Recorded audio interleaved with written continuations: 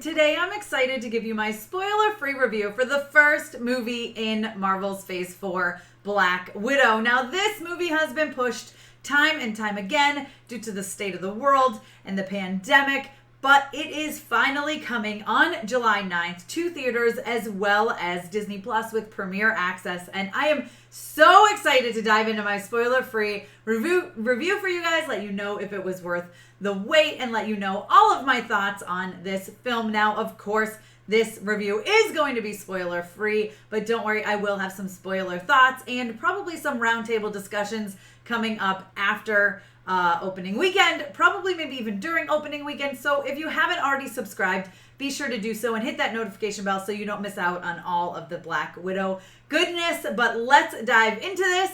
I'm excited to talk about it. Hey, Tessa from Mama's Geeky here. Thank you so much for stopping by my YouTube channel. Now, the first 15 minutes of Black Widow does a great job of sucking the audience in, bringing them into this world of Natasha and Yelena when they were younger children. It's about 10-15 minutes long where we get that introduction to them. So we get to know a little bit more about their relationship, their sisterly bond, all those sort of things, and really see where Natasha came from. Now, that beginning and opening part is probably one of my favorite parts of the entire movie. I think the children actors who played them as children were so good. They were so great in their roles. They did a wonderful job of actually capturing the personas of these two, and I really, really loved it. I mean, they really felt like a young Scarlett Johansson and a young Florence Pugh, so I was very, very pleased with their performances. We also, of course, get the introduction of David Harbour's character as well as Rachel Weisz's character. So that was a perfect introduction to the movie. Like, okay, these are these new characters, get to know them a little bit, get to know where Nat's coming from, and kind of go from there. After that, we jump into a lot of action. I mean, say what you will about this movie, it is packed with adrenaline. There's so many incredible chase scenes, action scenes, fight scenes. I mean, the sets are massive, and it really truly feels like a Marvel movie. And that being said, it feels like a Marvel movie of old, if that makes sense. Yes, it's fantastic to be back in the MCU with a film, but after groundbreaking shows like WandaVision, The Falcon and the Winter Soldier, and Loki, it almost feels like it's taking a step back, right? It feels like we've moved past this. We're into this new genre of stuff. We're into this new phase, and this feels very much like a Phase 3 film. Now, I know the intention was for it to come out before these TV shows, and it's very clear that there's a reason why this was Marvel's plan to begin with. That's not to say it's a bad movie. It just feels like it should have come immediately after Endgame, or even, honestly, immediately after Civil War, which is when the majority of the film takes place. Still, we got it. We finally get it. We get to see Natasha in a solo film. Fans of hers will be excited. So excited to see her in this. I mean, I love Black Widow. I love Natasha Romanoff. I love Scarlett Johansson playing this character. I think she is absolutely perfect and was born to play Natasha. However, and I know this is going to make some people upset, and again, this is just my opinion, but it very much felt like she was sidelined the majority of the film. Yes, she has her moments. She has her moments where she absolutely shines on screen, especially when she's paired with Florence Pugh's Yelena. Their back and forth banter. It's very sisterly. It's funny. They poke fun at each other, but you know, the love is there, and that unbreakable bond is there, which is so great to see on the screen. But I think it's because we know Nat so well and we just love her so much that she just feels, it's like we already know her. And this movie is very much focusing on getting to know these new characters, especially, listen, I know a lot of people are going into this movie thinking, well, she's already dead, so why do I care? It almost feels like Marvel had a little bit of that in the back of their mind as well when writing and making this movie. It was like, well, she's already dead, so yeah, we're going to give her fans what they want. We'll get to see her. You'll get to see her do a lot of cool action scenes. You'll get to know a little bit more about her. But we're really going to focus on these characters that are going to be around for the future of the MCU. That is really the vibe that it gives off. Again, not to say she's bad in this movie, because she most certainly isn't. Every scene she's in is amazing. I love seeing her in action. And it kind of gets you in the heart a little bit, though, knowing that this is it for her. It gives you a little bit of closure. It definitely does. But it's still sad overall. And it does definitely feel like she's sidelined, at least a little bit. I'd say probably at least half of the film, she doesn't feel like the main character due to the writing and the plot. There's so much going on around her that it just feels like she isn't the main focus of the film, unfortunately. Again, that being said, her chemistry with Florence Pugh. I mean, Florence Pugh, honestly, she steals the show, okay? This is very much Yelena's movie as much as it is Natasha's movie. Whether that's a good thing or a bad thing, I'm not entirely sure because she is amazing. She crushes it. It just, people are going to be begging to see more of her. She's immediately going to be welcomed into the hearts of fans.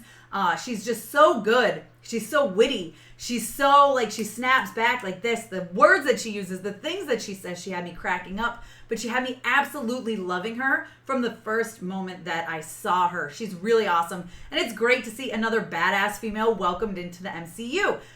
Also, David Harbour's Red Guardian is hilarious. He has some great one-liners. Some are hit or miss. I'm not going to lie. There's some where you're just like, oh, really? Did he just do that? But then there's a lot that really will have you laughing as well. And I think he's also going to be accepted into the hearts of fans. And people are going to be ready to see more of him in the MCU. Rachel's also fantastic as Melina. I mean, listen, she's an incredible actress. Would have liked to see a little more of her, but still very pleased with what we got. I think she was great. I think she played that role perfectly. Wouldn't mind seeing her in the future of the MCU either. Now, my biggest complaint, besides the Natasha feeling sideline thing, I am a massive fan of Taskmaster in Marvel Comics. Huge fan of this villain. I think there's a very interesting backstory there, and just very much love the personality and love the story of Taskmaster. And Taskmaster feels a little bit underused and a little bit of some wasted potential in Black Widow. Not to say Taskmaster isn't super cool when on screen. Looks amazing. The suit, the outfit, incredible. Love the fight scenes. Just wasn't there enough. There almost feels like there isn't really a villain in this movie. I mean, there's definitely a villain, okay? But it doesn't feel like there's a big bad. There's a couple of villains, sure. I mean, Taskmaster's in there. There's someone else who's a big deal that they're trying to take down. But it just doesn't feel like a threat. And maybe that's perhaps because we know Natasha's gonna live to go on to die, to sacrifice herself.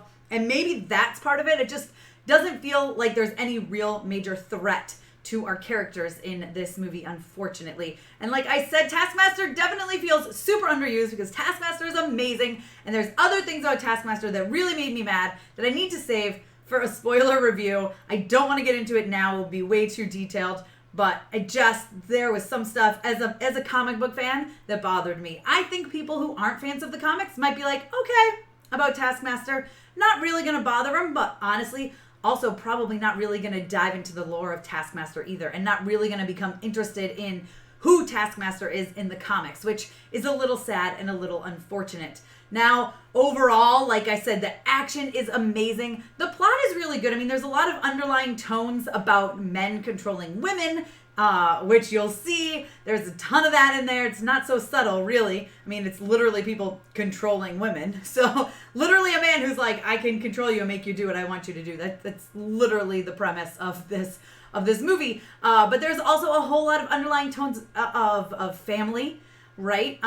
Just an unbreakable bond, sisterly love, like stuff like that. That's really great. And it's great to see that side of Natasha. It's amazing to see that side of Natasha. And those of you who've been waiting, what happened in Budapest? Like, they've been hinting at this time and time again throughout the MCU. We do get a little bit of an explanation of that. Of course, there's lots of mentions of the Avengers and Clint Barton because, I mean, well, this is already at this point, Natasha is an Avenger, right? So yes, she talks about the Avengers. Yelena talks about the Avengers. The Red Guardian is very fixated on Captain America, his nemesis. I mean, there's a lot of mentions of stuff like that, which does make this tie into the MCU overall. However, it is still very much a standalone film with a setup of what is to come. And that is, I think, where it faults a little bit, is that Natasha feels like such a side character at moments. And this movie feels like, yeah, it's good. It's for me, it's a mid-level MCU film. I will watch it again. I've watched it 3 times by the time I'm recording this video, and I know I will watch it again. I enjoyed it for the action and Natasha and the story. I did enjoy it, but it just very much feels like a setup for what is to come. They're setting up these characters in the MCU. They're setting up this plot in the MCU. And while I'm really looking forward to that plot and I'm really excited about these characters in the future, It just doesn't feel like a Natasha Romanoff Black Widow film per se. I hope that makes sense. Once you guys see it, I hope you'll understand. If you've already seen this movie, by the time you get to this review, let me know your thoughts down below in the comments. I mean, like I said, overall, the action is there. I love the humor that's tied in. Really excited to see Yelena and Red Guardian in the future. Taskmaster was a little too underused, unfortunately, and I hate that Natasha felt sidelined as much as she did. Yes, there are moments where she shines on screen. Yes,